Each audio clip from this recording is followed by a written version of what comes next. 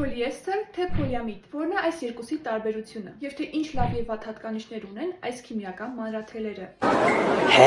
Եկեք բացատրեմ։ Երկուսն էլ արհեստական սինթետիկ մանրաթելեր են, որի հումքը ստանում ենք նավթից։ Բա լավ, ինչու են կոչվում քիմիական ծագում ունեցող մանրաթելեր։ Ասեմ, բնական մանրաթելերը ինչպիսիք են օրինակ բամբակը, բուրդը,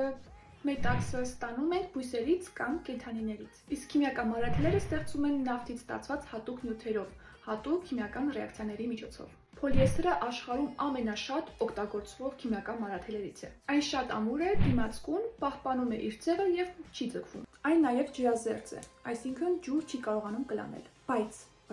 կայուն է արևի եւ ուլտրամանուշակագույն ճառագայթների նկատմամբ։ Խնամքն էլ հեշտ է եւ քիչ է ճմրթվում։ Այն հարմար է սպորտային, արտաքին հագուստների եւ լողացկեստերի համար, ինչու, քանի որ շատ արագ է չորանում։ Իսկ հիմա վատ կողմերը։ Պոլիեստերը կուտակում է ցավոք սրտի էլեկտրոստատիկ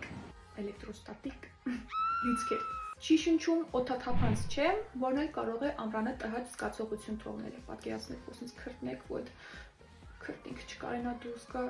Այդ զգացողությունը անգամ թշնամուս չեմ ցանկանում անկեղծ։ Եվ ամենամեծ էկոլոգիական խնդիրներից մեկն նաև այն է, որ այն բնական ճանապարհով չի քայքայվում։ Իսկ այ պոլիամիդը պատմության մեջ առաջին քիմիական մանրաթելն է, որը ստեղծվել է լաբորատորիայում քիմիական տարրերից, օգնության հասնելու կամ փոխարինելու մետաքսի։ Ինչու, քանի որ մետաքսը շատ թանկ է։ Պոլիամիդը շատ առանցքական է եւ դիմացկուն, թեթև է եւ մաշկին շատ հաճելի։ Ավելի փափուկ է, քան պոլիեստերը եւ պոլիեստրի նման նույնպես քիչ է խոնավություն կլանում։ Այն չի ճմրթվում, հաճելի զգացողություն է թողնում մաշկին եւ այդ իսկ պատճառով է մեծամասամբ օգտագործվում է երկնազգեստների,